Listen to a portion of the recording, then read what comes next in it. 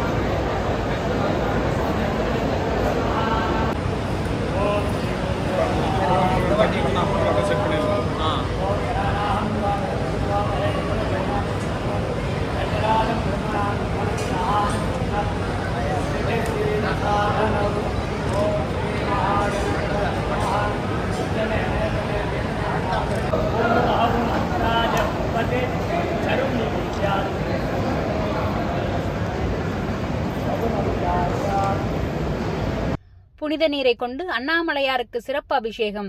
உலக பிரசித்தி பெற்ற பஞ்சபூத ஸ்தலங்களில் அக்னிஸ்தலமாகவும் நினைத்தாலே முக்தி தரும் ஸ்தலமாகவும் விளங்கும் திருவண்ணாமலை அண்ணாமலையார் திருக்கோவிலில் 8ஆம் ஆண்டு வருஷாபிஷேகத்தை முன்னிட்டு சிவாச்சாரியர்கள் வேத மந்திரங்கள் முழங்க மகா யாகம் சிறப்பாக நடைபெற்றது. தொடர்ந்து சிவாச்சாரியர்கள் யாகசாலையில் வைக்கப்பட்ட புனித நீரை கோவிலை சுற்றி வந்து அண்ணாமலையார் உடனாகிய உண்ணாமுலை அம்மனுக்கு அபிஷேகம் செய்தனர். இதில் ஏராளமான பக்தர்கள் கலந்து கொண்டு வழிபட்டனர்.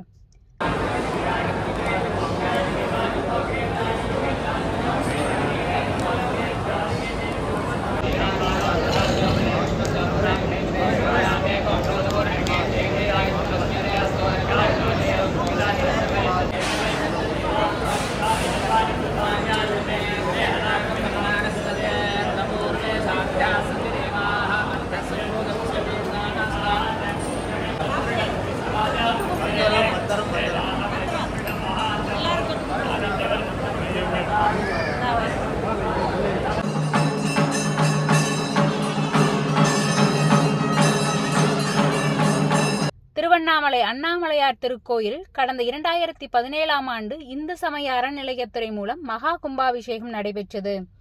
அதனைத் தொடர்ந்து கடந்த 2018, 2019, 2020, 2021, 2022, 2023 மற்றும் 2024 ஆகிய ஆண்டுகளில் வருஷாபிஷேகம் தொடர்ந்து நடைபெற்றது.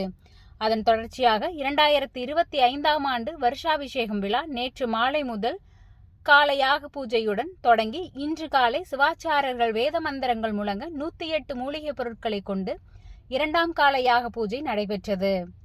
தொடர்ச்சியாக குண்டத்தில் சிவாச்சாரியர்கள் வேத மந்திரங்கள் முழங்க பூர்ணாகதி விமர்சையாக நடைபெற்றது.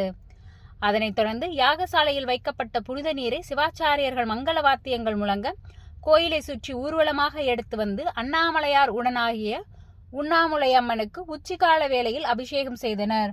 இதில் ஏராளமான பக்தர்கள் கலந்து கொண்டு அண்ணாமலையாரை வழிபட்டனர். பாபு